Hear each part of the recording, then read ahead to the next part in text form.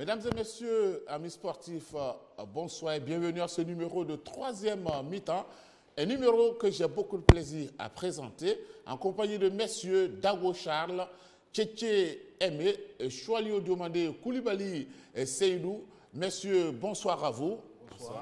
Nous démarrons cette émission tout de suite avec l'information majeure qui concerne le sport. Le ministre des Sports, Logognon, a quitté donc le gouvernement. Messieurs, on peut dire tout de suite que Alain Logognon a été donc emporté par les conflits et les contradictions. Bon, moi je ne dirais pas que ça soit nécessairement cela, mais sur l'ensemble, mine de rien, sur l'ensemble de sa gestion de ce portefeuille-là, il faut reconnaître quand même qu'il a été plus souvent en conflit avec la fédération qu'il gérait. Bon, c'est malheureux que, bon, à la suite d'un tel événement qui sort du gouvernement, je ne m'en réjouis pas, mais je pense que c'est quelqu'un qui avait bien voulu changer quand même certaines choses, certaines habitudes. Il n'y est pas parvenu, mais notons quand même que sous lui, nous avons gagné quand même la deuxième Coupe d'Afrique des Nations. Tchétché Aimé, qu'est-ce que vous retenez du départ de M. Alain Logognon? Disons que c'est bien dommage, hein, parce qu'il était en train d'entreprendre de bonnes choses, notamment la loi sur le sport. Et c'est grâce à lui que cette loi a été adoptée aujourd'hui à l'Assemblée nationale. Et puis, la plus grande cause même, c'est l'histoire des primes qui l'emporte. Oui, mais il fallait s'y attendre. Hein. Il fallait s'y attendre parce que cet aspect des choses a été très mal géré au niveau du ministère des Sports.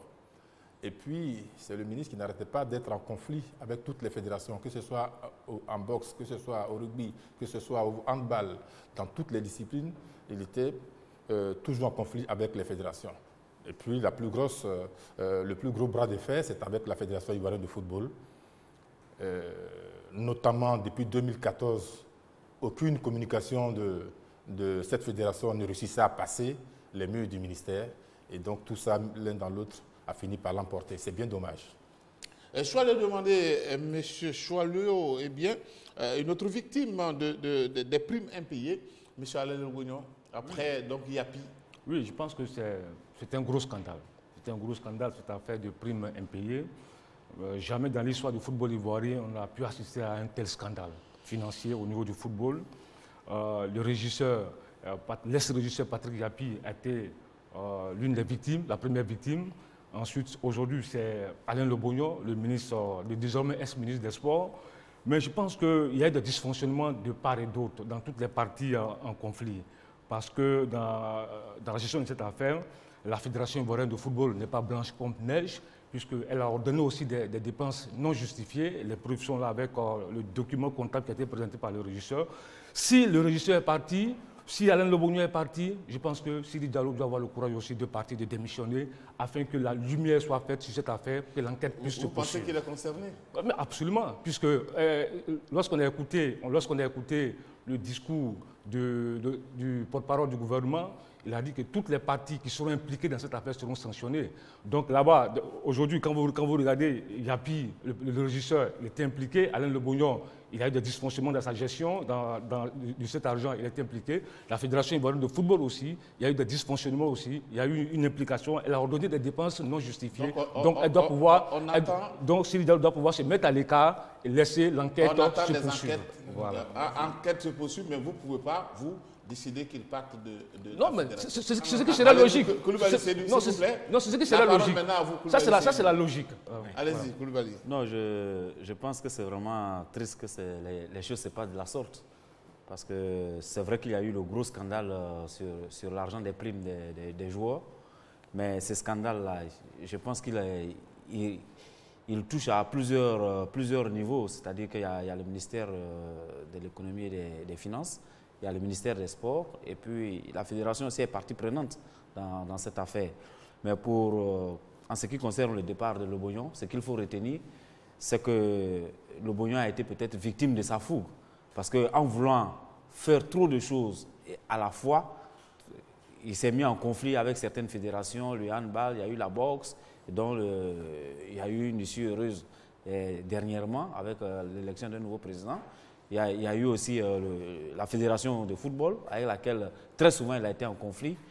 Mais en dehors de tout cela, il faut reconnaître que c'est un ministre quand même qui a essayé de changer beaucoup de choses au niveau du sport, notamment la loi sur le sport qui a été attendue pendant des années. Et il a réussi à faire passer cette loi qui, à mon avis, peut-être gênait beaucoup de gens dans le milieu du sport même. Parce que cette loi-là va permettre de clarifier beaucoup de choses. Donc, c'est triste qu'il soit parti maintenant, parce que je pense qu'il avait encore d'autres ambitions pour le sport ivoirien. Mais l'affaire des primes, je pense, des primes des éléphants, je pense que c'était un scandale qui était trop gros pour que le gouvernement puisse laisser passer cela comme ça, comme lettre à la poste. Alors, on note tout de même hein, que M. Alain Logognon, sous Alain Logognon, voici quelques trophées quand même qu'il a pu remporter avec les différentes équipes. Champion CAN senior en février 2015, champion CAN U17 2013. On a également 3e place football féminin. Ensuite, l'athlétisme médaille d'or avec Miguel Aouré 2012, 13, 14. Taekwondo, les médailles mondiaux et africains en 2013 et 2014. Et puis au titre des organisations continentales, organisation de la Fourbasket 2014, organisation de la Coupe du monde de Taekwondo en 2014, organisation des Jeux de la francophonie en 2017 et puis organisation de la Coupe d'Afrique des Nations 2021. Je pense qu'il part, mais il aura quand même laissé beaucoup de bonnes choses. On va parler de son successeur qui est M. François Albert Amicha, vous le connaissez très bien. Hein? Oui, il a été déjà ministre de la Jeunesse des Sports, il connaît bien la maison. Espérons maintenant, parce qu'il a déjà géré cette maison en son temps, espérons que sous lui, on ne connaisse pas d'autres conflits, le conflit du genre géré par l'ex-ministre, et pour que toutes les fédérations, toutes les confédérations et autres puissent véritablement travailler, qu'elles ont l'habitude comment elles ont l'habitude de faire. Mais il y a une chose qu'il faut que les uns et les autres sachent. Ces histoires de primes ont toujours existé. Hein. Ça, je tiens à préciser. Parce que c'est parce que pour une fois, les éléphants ont gagné. Et que, voilà. Parce que nous rappelons, nous autres, quand nous n'avons pas gagné en 2000, quand nous avons à Zambacro, les Ivoiriens étaient heureux ici. Et donc, les primes, ces mêmes primes n'avaient pas été payées. Mais comme on n'avait pas gagné, bon, personne n'avait dit mot.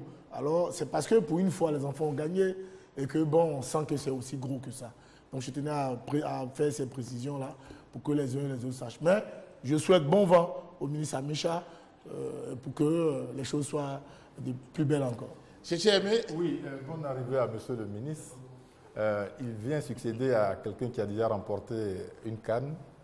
Il connaît la maison. Il est parti dans des conditions... en 2002, je crois. En 2002, oui. En 2002, dans des conditions difficultueuses. Et je pense que son retour à la maison va pouvoir donner, va pouvoir un tant soit peu booster cette maison. Mais je voudrais revenir, s'il vous plaît, juste une seconde sur ce que Choualio disait tout à l'heure. La fédération n'a pas géré les 3,5 milliards. Il faut qu'on Non, non, juste une seconde. La fédération n'a pas géré les 3,5 milliards. En attendant de nous apporter les preuves, sachez qu'il y avait un ordinateur et un décaisseur. Ce sont les deux qui ont été balayés. Maintenant, si vous apportez les preuves que la fédération est complice de la mauvaise gestion, bon, on avisera. Bon, allons-y. Pour le moment, le gouvernement n'a pas besoin de vous, vos preuves. Alors, on va aller tout de suite avec François Albert Amicha, que vous connaissez très bien, monsieur. Ok. Donc, pour vous dire que j'ai les preuves de ce que allez-y avec la question. Ok. Donc, ce que je veux dire, c'est monsieur François Albert Amicha, il a beaucoup de classe. C'est un monsieur qui a beaucoup de classe. C'est un monsieur qui est c'est pas un guerrier. Il est vraiment cool.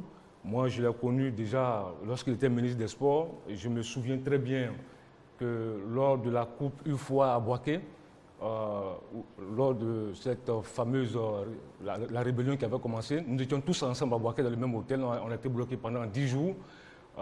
C'est l'image que je garde de ce monsieur. Ce n'a pas été facile pour nous. Mais je pense qu'il peut réussir au ministère des Sports, puisque ce n'est pas un gars, c'est pas un monsieur de conflit. Et il est beaucoup calme, beaucoup cool, il a beaucoup de classe dans sa démarche. Et je pense que s'il est bien entouré, s'il est vraiment bien entouré, il sera un grand ministre des Sports. Allez-y, Koulibaly Seydou. Oui, je pense que on fait du neuf avec du vieux, voilà. Mais parce qu'Amicha, c'est quelqu'un qui connaît quand même la maison de sport. Depuis 2000, il est dans ce milieu-là. Donc, il a déjà été ministre des Sports. Donc, ce n'est pas un néophyte qu'on amène et qu'on installe à ce poste-là. Il arrive, il sait quelles sont les difficultés du sport ivoirien. Et je pense que c'est un homme d'expérience pour remplacer Alain Lobognon. Je pense qu'Amicha va apporter une nouvelle touche à ce ministère des Sports. Le ministère des Sports, ces dernières années, surtout ces derniers mois, s'était mis en conflit avec beaucoup de fédérations. Et quand une entité est en conflit avec les fédérations qu'elle a à gérer, je pense que c'est aussi difficile de pouvoir faire avancer le sport à un certain niveau. Il y a eu des acquis avec Alain Lobognon. Je pense que ces acquis-là, Amicha pourra les faire fructifier. Merci à vous, messieurs. Nous allons tout de suite passer au deuxième thème. Il s'agit donc de la préparation au Mondial 2015 au Canada football féminin. Les éléphantes étaient ici à Abidjan. Elles ont affronté l'équipe du Cameroun et le Cameroun s'est imposé 2-1. Messieurs, est-ce que c'est un signe de manque de compétition? Oui, bien sûr, c'est tout à fait clair. On a déjà décrié ici d'abord le manque de compétition des filles et cette compétition a démarré tardivement avec un regroupement. La compétition elle-même elle a commencé tardivement parce qu'en général, les compétitions des filles devaient pouvoir commencer peut-être 1 mois ou 2 mois après la compétition des hommes. Et donc, ensuite, au niveau de la préparation a été plus ou moins une préparation, je ne dirais pas bâclée, mais on a fait avec les moyens de bord. Je crois que la dernière fois, vous avez longuement insisté sur le manque de communication au niveau des finances dont les filles devaient bénéficier pour avoir une véritable préparation. Ça s'est senti dimanche dernier quand on voyait les Camerounaises aller beaucoup plus vite que les Ivoiriennes et concéder 3-2 à domicile. Ce n'était pas facile. Quand je me souviens que les Camerounaises avaient déjà battu les Ivoiriennes, certes, durant la Coupe d'Afrique dernière, mais en cas de chose dans les arrêts de jeu, c'est pour dire que nos jeunes filles, en son temps, s'étaient bien battues. Et que si cette fois-ci, elles étaient bien préparées, je suis sûr qu'elles auraient... Est-ce que 3-2, ça fait un peu trop? Non. Pour un match de préparation? À mon avis, c'est pas trop. C'est juste que les Ivoiriennes n'étaient pas en compétition. C'est de ça que nous parlons. Hein. Elles n'ont pas été bien préparées. Elles se sont réunies 10 jours à Bergerville en stage externe, plus une autre semaine. Ça ne suffisait pas pour des filles qui ont arrêté de jouer depuis le mois de décembre ou janvier. Et donc, le Cameroun n'est pas n'importe qui en Afrique quand même. Après le Nigeria, on a le Cameroun, la Guinée équatoriale et puis la Côte d'Ivoire. Donc, c'est une grande nation de football au niveau féminin. On ne peut pas, comme ça, se lever pour aller rencontrer. Alors qu'on a notre gardienne titulaire, comme Tiamale Dominique de l'Omnes d'Abou, sa remplaçant Saki Abié de la Juventus de Yopougon. Toutes les deux sont pratiquement out pour la Coupe du Monde.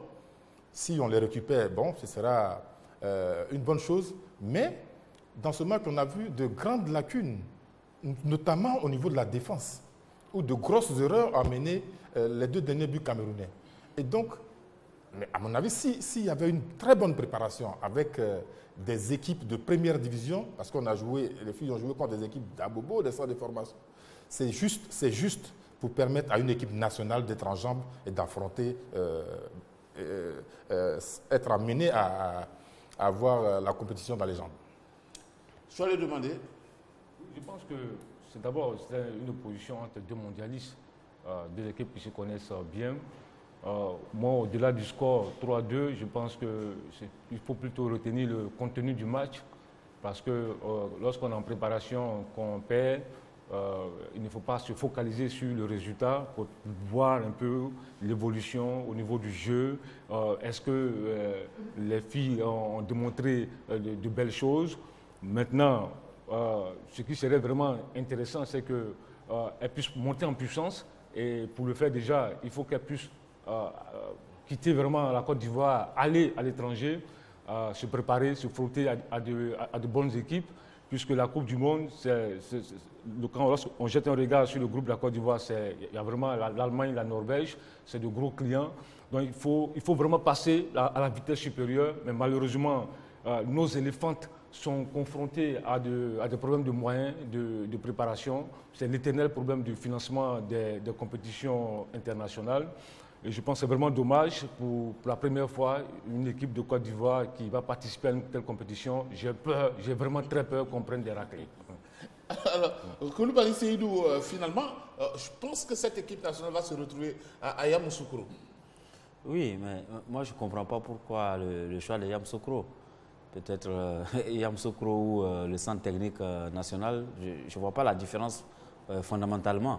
Parce que les problèmes demeurent les mêmes. Cette équipe a commencé sa préparation très en retard, on l'a vu, face au Cameroun. C'est une équipe qui physiquement n'était pas prête. C'est une équipe sur le plan de l'endurance n'est pas encore prête. C'est une équipe aussi sur le plan tactique n'a pas encore vraiment assimilé beaucoup de choses.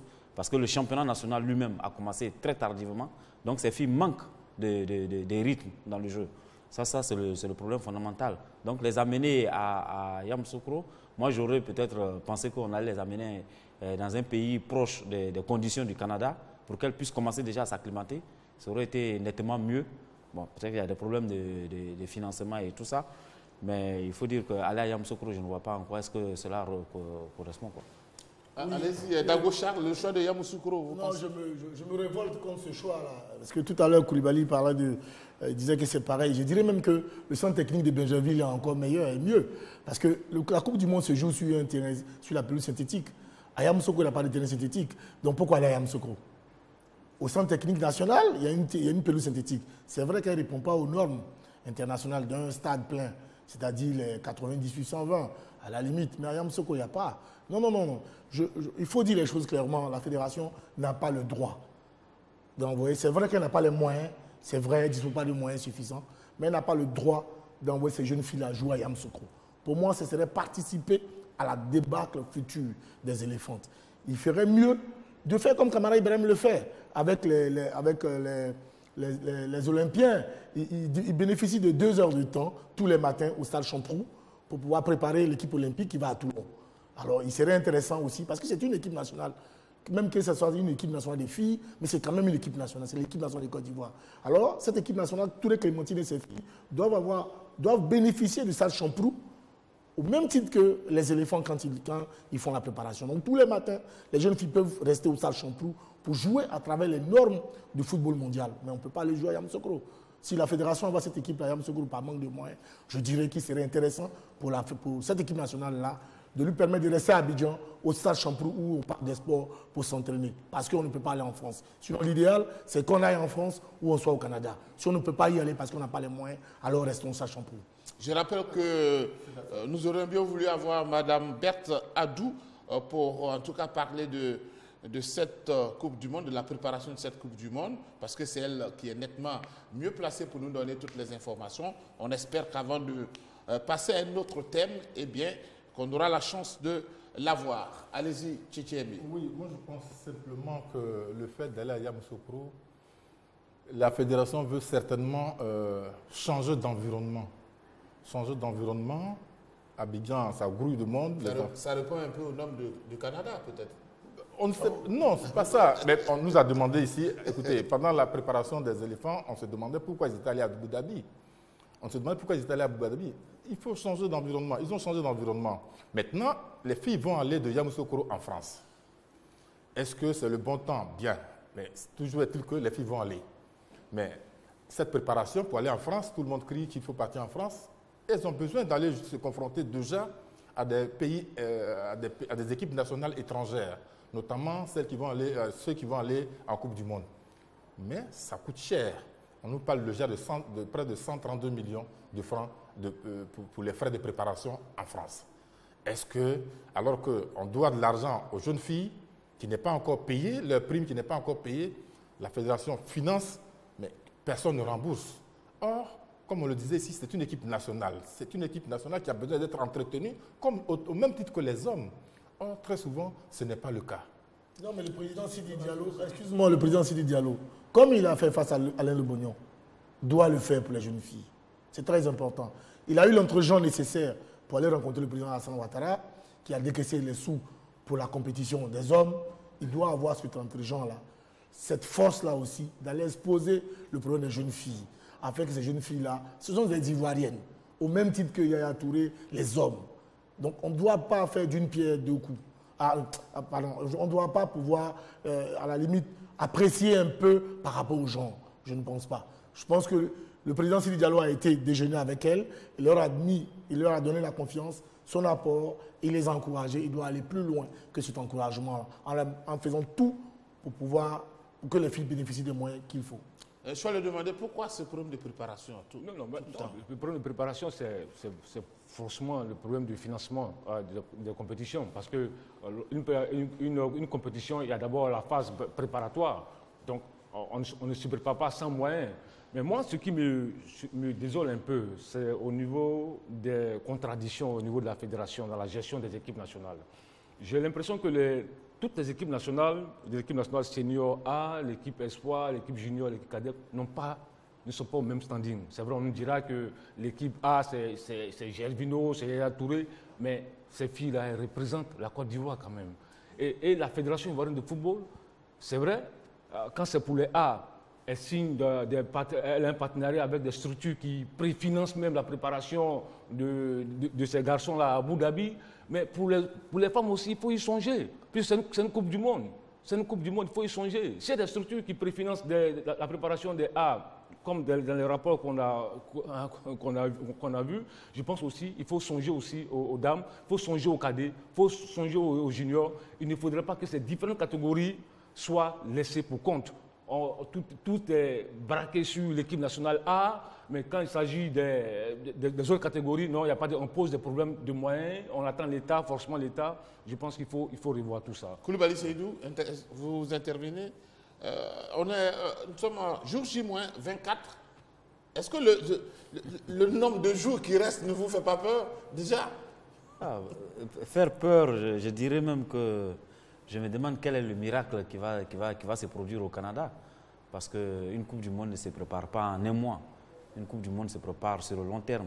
Certains diront, oui, peut-être les Françaises ont commencé leur préparation seulement il y a 2 jours. Mais elles ont un championnat qui est soutenu. Et en même temps, elles ont des équipes qui jouent la Ligue des champions au niveau de l'Europe. Donc, c'est des filles qui sont véritablement en jambes. Nos filles n'ont commencé leur championnat qu'à peine un mois. Donc, elles n'auront même pas 3-4 matchs de championnat dans les jambes. Et elles vont aller à une Coupe du Monde, même pas à un match amical, à une Coupe du Monde. Et en 24 jours, là, on l'a vu face au Cameroun, on a vu beaucoup d'insuffisances sur le plan physique. Elles ne sont pas encore prêtes. Je pense que le championnat a arrêté. Oui, le championnat a arrêté. Donc, physiquement, elles ne sont pas prêtes. Donc, en 24 jours, je me demande quel est le miracle que la direction technique va mettre en place pour pouvoir permettre à ces filles-là de pouvoir tenir vraiment. Quand on voit la qualité des adversaires, la Norvège, la Thaïlande et l'Allemagne, donc on s'est dit, mais quel est le miracle qui va se produire? Parce que moi, j'ai beaucoup peur de ce qui va se passer. On s'attend à quoi? Qu'on aille remporter la Coupe du Monde féminine? Non, je ne crois pas. Mais on s'attend à faire bonne figure. Et donc, pour faire bonne figure, il faut déjà commencer à travailler avec les moyens dont nous disposons. Parce que nous n'avons pas les moyens. Et c'est pour cela que je m'élève contre ce départ de Yamoussoukro. Ça, il faut le dire clairement. Aller à Yamoussoukro, c'est vraiment jeter les jeunes filles en pâture, aller s'entraîner sur des terrains qui ont près de 7 cm, de gazon de 7 cm, alors qu'elles vont jouer sur terrain synthétique, je dirais qu'il y a quelque chose qui ne va pas. Question environnementale, je pense qu'elles peuvent loger là, je ne dirais pas dans un hôtel de la place, et puis s'entraîner au Stade Champroux. Ça, ce n'est pas un problème. Après, quand la fédération qui a toujours préfinancé, parce que là aussi, il faut dire les choses aussi. La Fédération ivoirienne de football préfinance tout le temps. Même la dernière Coupe d'Afrique, des jeunes filles, la Fédération ivoirienne a préfinancé près de 340 millions. Je pense que tu l'as même noté dans ton journal. Et donc, ils ont encore 433 millions. Même encore ce petit regroupement de 10 jours, c'est la Fédération ivoirienne qui a préfinancé. Demandons, c'est vrai que ce n'est pas suffisant.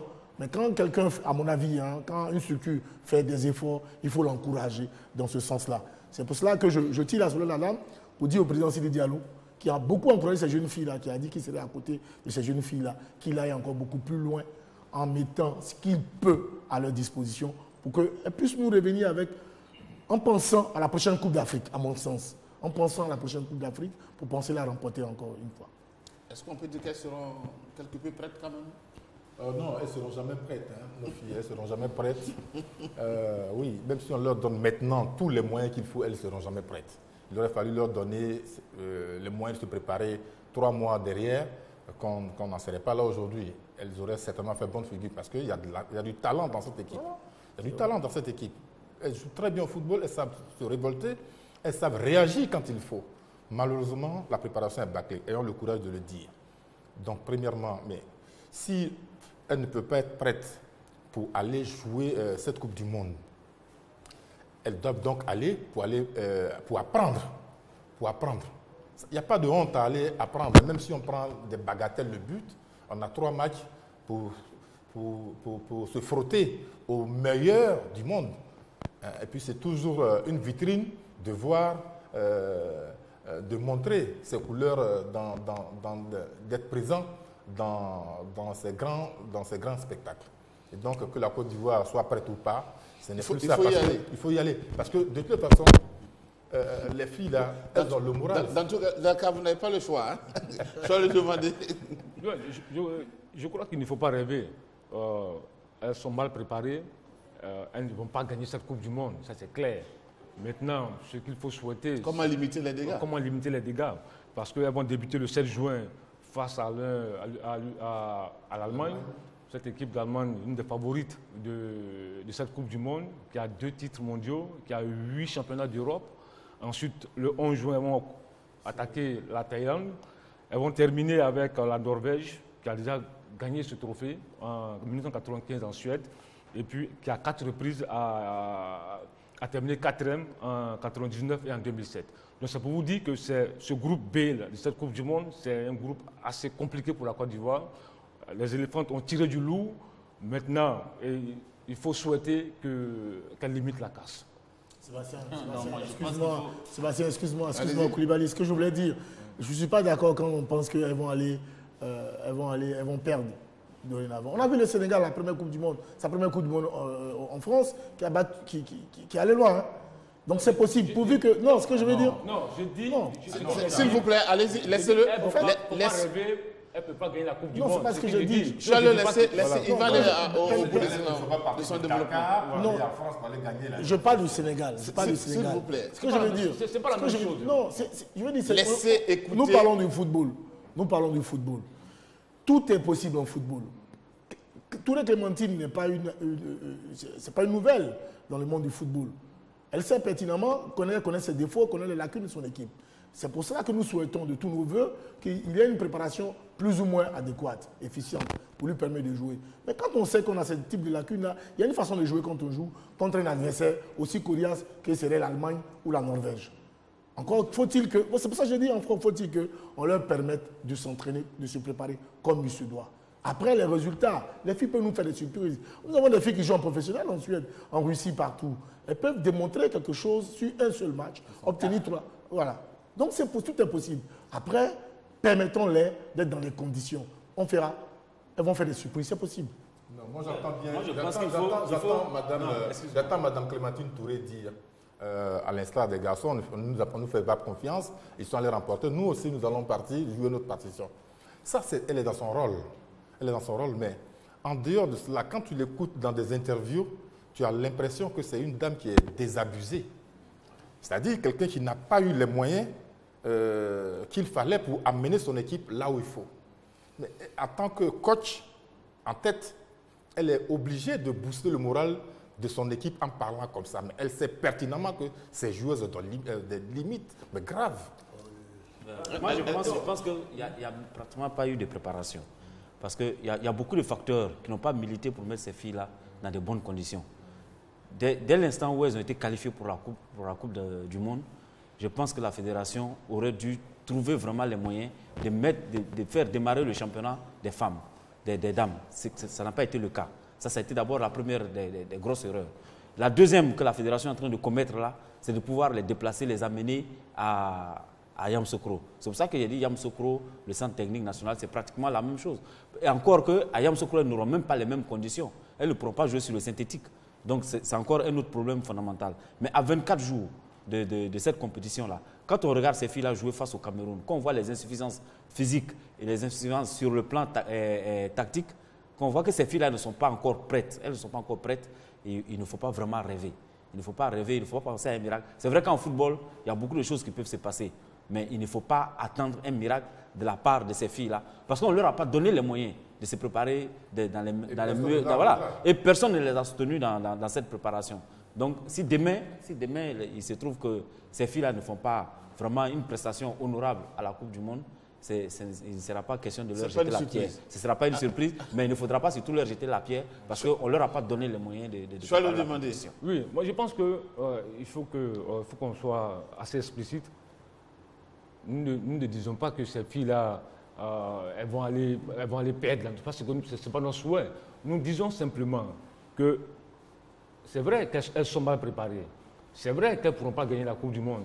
Mais notre souhait, c'est qu'elles limitent la casse. C'est tout ce que nous demandons. Elles vont en apprentissage. C'est une grande première pour ces filles qui vont en apprentissage. C'est le métier qui va rentrer. Elles se sont mal préparées. Et personne en Côte d'Ivoire, au sortir de cette Coupe du Monde, quel que soit le résultat que ces filles vont obtenir, n'en voudra ces filles, puisqu'on est tous conscients qu'il n'y a pas eu de moyens de préparation, elles se sont mal préparées. C'est ce que nous disons. Voilà ce que je veux dire. D'accord. Voilà, messieurs, donc je pense que nous avons dit l'essentiel concernant l'équipe nationale féminine, concernant la préparation au mondial 2015 au Canada. Et quand je dis au mondial 2015 au Canada, ce n'est pas loin. Jour J-24, ce qui signifie que quelque chose doit être fait quand même. On s'est dit que c'est une équipe nationale. On s'est dit qu'après l'émission que nous avons eue mercredi dernier, cette émission, eh bien, il y aura certainement un sursaut d'orgueil quelque part pour que ces jeunes dames, cette équipe nationale, aient le minimum pour aller en France et démarrer, même s'il faut 15 jours de préparation, ce ne serait pas une mauvaise chose. Nous allons parler maintenant de ce que beaucoup de personnes attendent. Nous allons monter maintenant sur le ring, parce qu'ici, il s'agit de la boxe. Messieurs, il y a eu tellement de situations au niveau de la Fédération ivoirienne de boxe. Les choses semblent rentrer dans l'ordre parce qu'il y a eu l'unanimité autour du général Gaoussou qui est élu donc président de cette fédération sportive. Vous pensez que quelque chose va changer?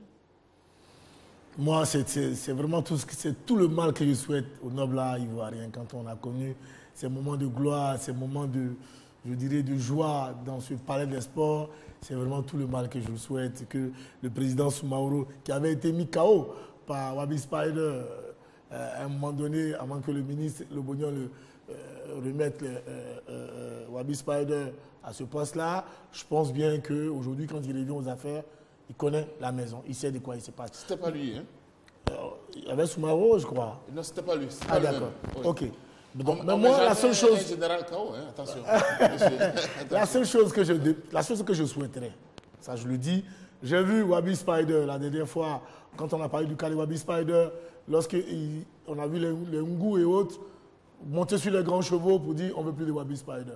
Il s'est trouvé que c'était le bureau de Wabi Spider lui-même qui s'était révolté contre lui, qui était dans l'Assemblée générale. J'espère que ce n'est pas le même serpent qui va encore qui va entourer encore le général. Parce que si c'est pour prendre le même comité directeur de Wabi Spider pour être encore autour du général, je pense qu'on ne sera pas encore loin de retrouver les problèmes. Mais comme c'est un général de l'armée, je suis convaincu qu'il mettra de l'ordre. Tu t'es aimé? Moi, je rêve simplement de retrouver les folles soirées du Palais des Sports où on a vu des garçons comme Sia Robinson face à Elisha Obed, le Bahamien, des combats du genre Mori Konaté face face à Kilimanjaro. C'est de ça que nous rêvons. Ce sont ces combats-là qui nous ont fait aimer cette discipline, ce sport. Malheureusement, depuis un certain moment, depuis le départ du président Harry Bourgoin, la boxe est tombée dans une léthargie extraordinaire. Et puis, Wabi Spider est venu avec son expérience d'ancien boxeur. Il a essayé d'organiser dans les quartiers des combats pour renouveler la flamme de la boxe. Malheureusement, il s'en va. On ne reviendra plus dessus. Le président arrive, et j'espère pour ma part, le nouveau président qui arrive, j'espère pour ma part que le général Gaoussou choisira des gens compétents et capables autour de lui. Très souvent, ce qui mine les fédérations, ce sont des histoires de sous. On dit, ouais, le président qui est là, il ne partage pas avec les gens. Voilà, mais un président de fédération n'est pas là pour distribuer de l'argent. Il faut que les gens le comprennent. Quand on est dans une fédération, c'est pour travailler à la grandeur de cette fédération. C'est pour donner des idées au président qui a déjà son programme de gestion, mais lui apporter les éléments nécessaires pour pouvoir élever sa discipline au plus haut et remporter les lauriers en Côte d'Ivoire. Est-ce qu'on peut parler de fin de crise pour vous, Choalio? On n'entendra plus parler de crise? Fin de crise, il faut attendre pour voir. Parce que déjà, avec les déclarations qui sont faites par l'ex-président, désormais ex-président de la Fédération ivoirienne de boxe, M. Wabi Spider, ça vous dit que peut-être que ce n'est pas encore fini. Parce que cette fédération ivoirienne de boxe, la durée de vie des présidents de fédération à la boxe, c'est quasiment la durée d'une fleur. Donc c'est pour vous dire que depuis des années, si on calcule un peu le nombre de présidents qui sont succédés à cette fédération, ça fait beaucoup. Alors je vais vous aider. 2001-2005, Rach Guessan Kwasi. Ensuite, Ndachi 2005-2007. Ensuite, Yoboué 2007-2012. Ensuite, Wabi 2013-2015, si on compte Wabi parmi les présidents de fédération, puisqu'il n'avait pas été reconnu. Et puis maintenant, le général Gaoussou. Alors, vous voyez qu'il n'a pas tort de parler d'une fleur. Donc, c'est pour vous dire que c'est vraiment dommage. Une discipline qu'on appelle noble art, qui malheureusement connaît trop de turbulences en Côte d'Ivoire. Maintenant, l'élection du général Gaoussou Soumaro s'est déroulée en présence du général Palinfo, qui est le patron du CENO. Ensuite, on a vu la présence d'un des responsables de l'Association internationale de la boxe amateur, Azad Kalami, qui était aussi présent. Donc, peut-être, on se dit que toutes les entités qui pour fédérer cette discipline-là étaient au rendez-vous. Maintenant, le général Gaoussou Soumaro annonce des états généraux de la boxe en Côte d'Ivoire. Il faut peut-être l'encourager sur cette voie pour repartir à zéro, pour vraiment traiter tous les conflits afin que cette discipline retrouve ses lettres de noblesse. Mon général, bonsoir. Bonsoir. Vous êtes à la tête de la Fédération ivoirienne de boxe depuis samedi. Bonne arrivée. Merci. Est-ce qu'avec vous, on n'entendra plus parler de crise? Je l'espère. Vous espérez, hein? Je l'espère. Avec moi, je pense qu'on n'entendra pas plus de crise parce que dans un premier temps, mon action va être vers les anciens présidents, même Wabi, déjà pour essayer de ramener à la famille. Et puis, comme je l'ai annoncé, j'ai dit que nous allons faire des états généraux. Et ces états généraux nous permettront de rentrer en profondeur et de savoir tout ce qui a entraîné la bourse dans cet état. Et lorsqu'on finira, on se fixera des objectifs à court, moyen et long terme. Vous pensez qu'aujourd'hui, l'essentiel, c'est de doter cette fédération de nouveaux tests? Pardon? Vous pensez que pour mieux gouverner, pour mieux régner donc à la tête de cette fédération, il faut changer les tests? J'ai mal saisi votre offre. Alors, donc oui, pas de nouveaux textes. Pas de nouveaux textes. Il y a des textes qui ont été... Il y a des textes, il existe déjà des textes. Et l'AIBA nous a envoyé des textes. À ces textes-là, nous avons mis ces textes en conformité avec notre pays. Et donc, nous allons nous appesantir sur l'administration même de la fédération, dans un premier temps. C'est pour ça que j'ai annoncé les états généraux. Parce qu'il faut que tous les acteurs soient au même niveau d'information, au même niveau de connaissance, et que nous puissions ensemble, relever tout ce qui a entraîné la boxe dans cet état pour nous fixer des objectifs qui vont nous permettre de relever le niveau de la boxe et de participer au concert des nations en termes de boxe. Bonsoir, Président. Bonsoir.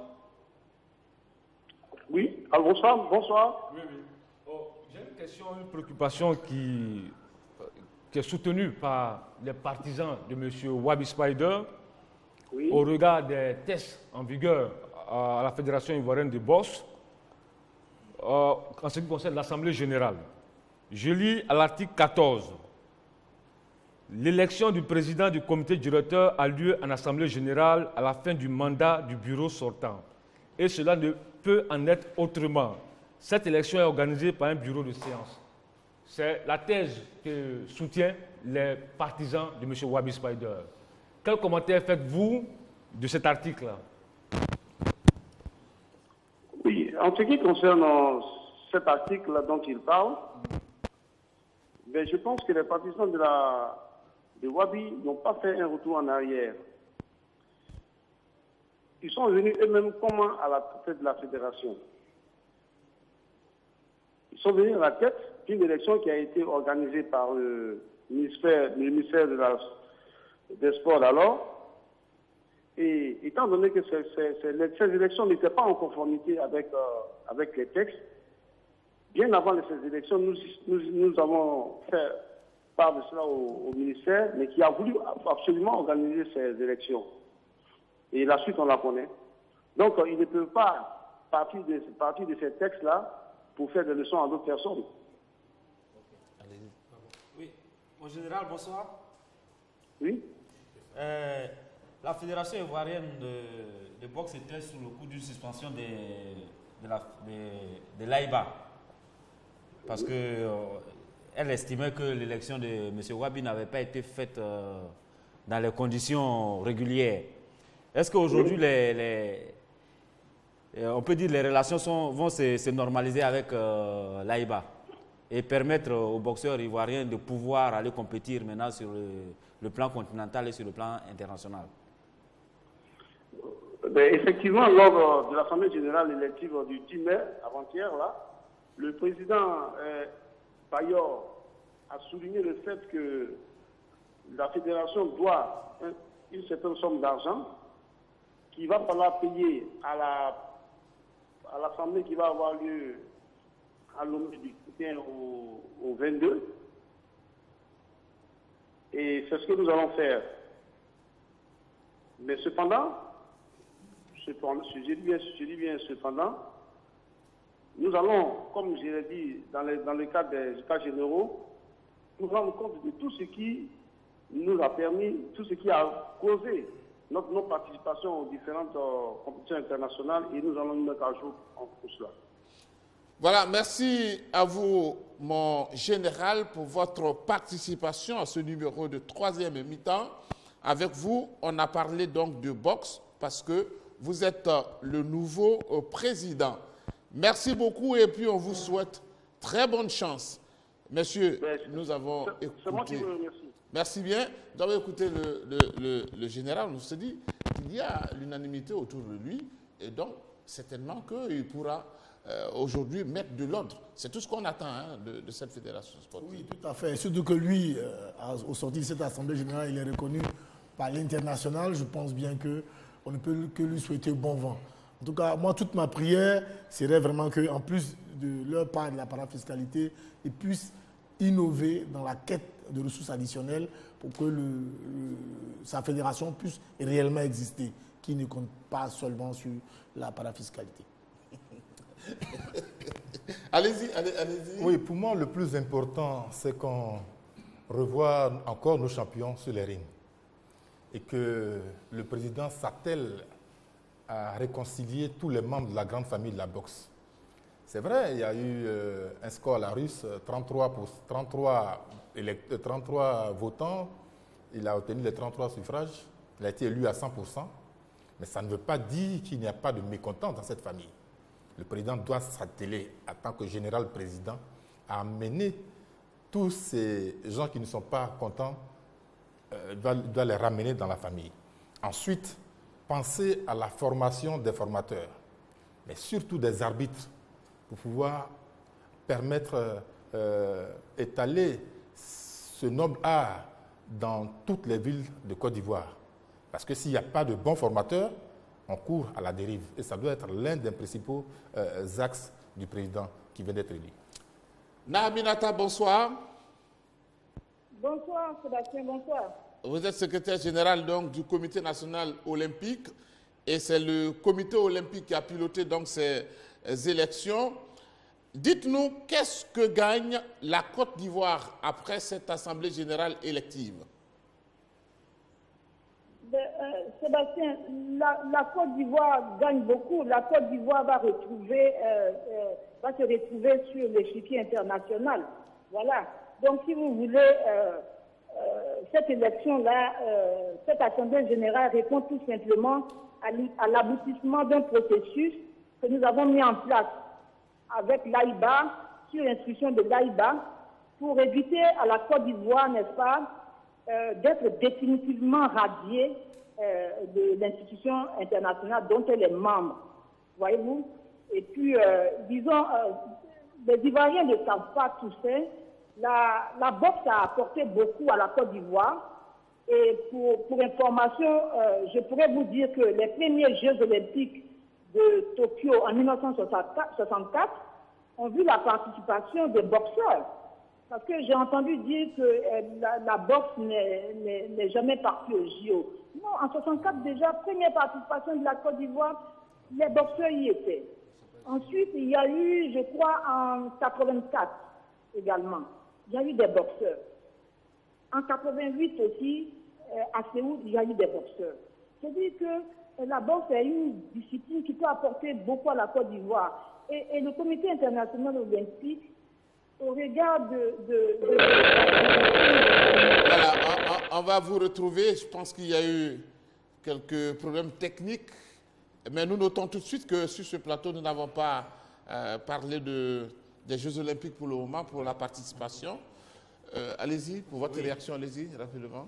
Oui, je pense que d'abord le général Gaoussou Soumaoro a déjà annoncé les états généraux de la boxe.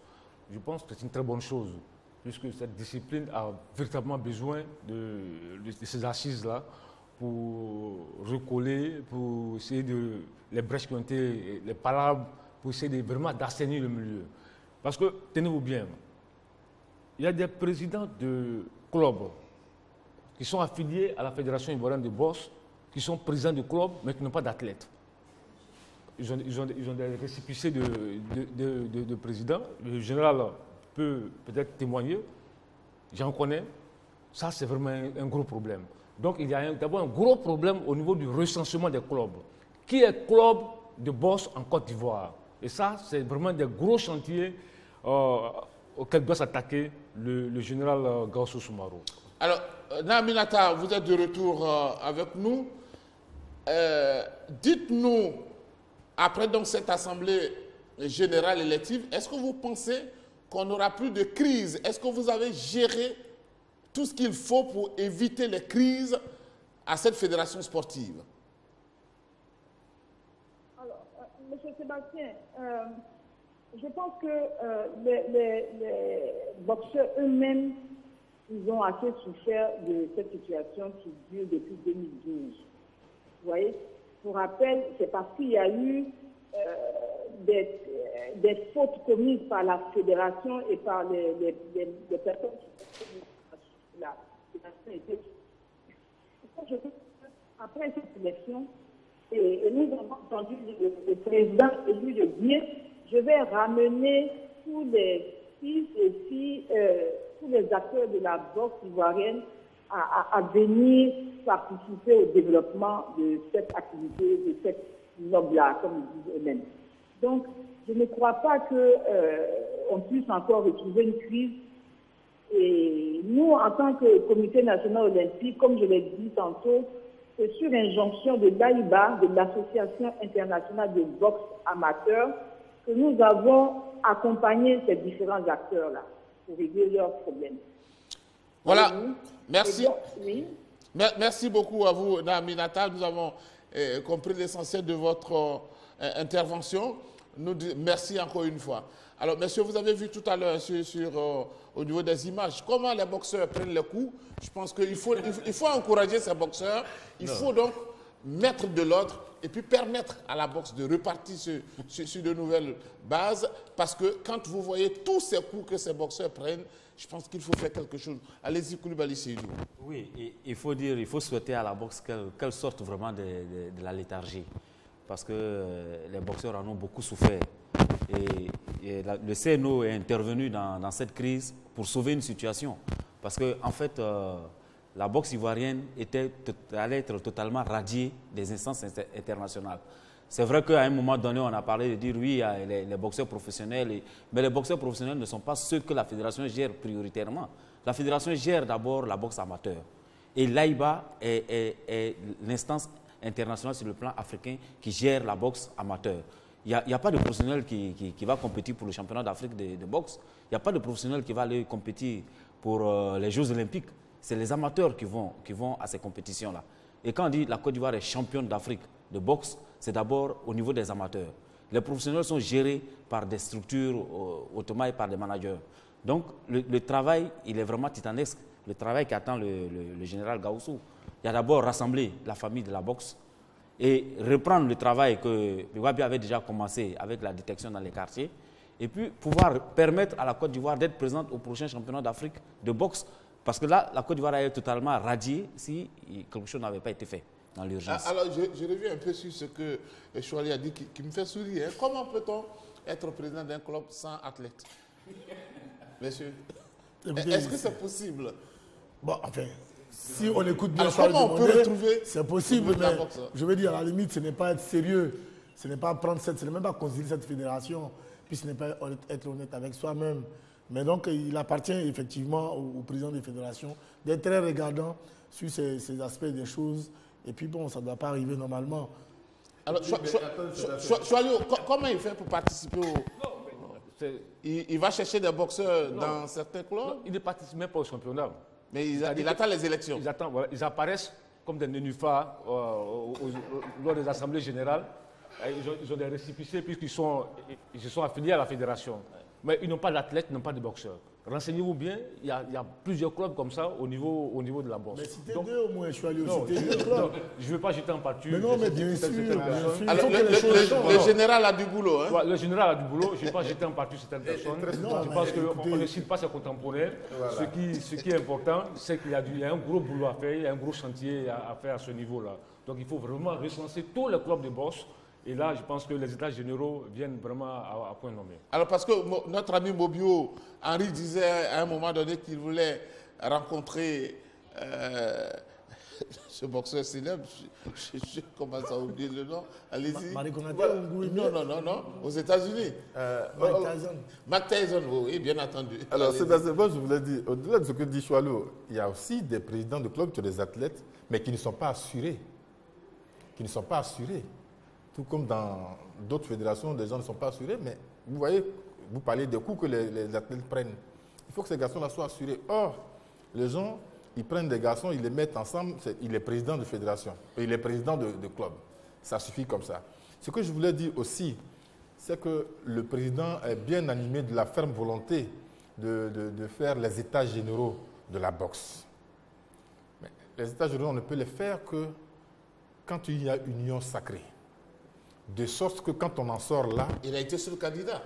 Oui, il a été seul candidat, mais je répète qu'il faut faire appel à Wabi Spider. C'est ce qu'il a dit. Voilà.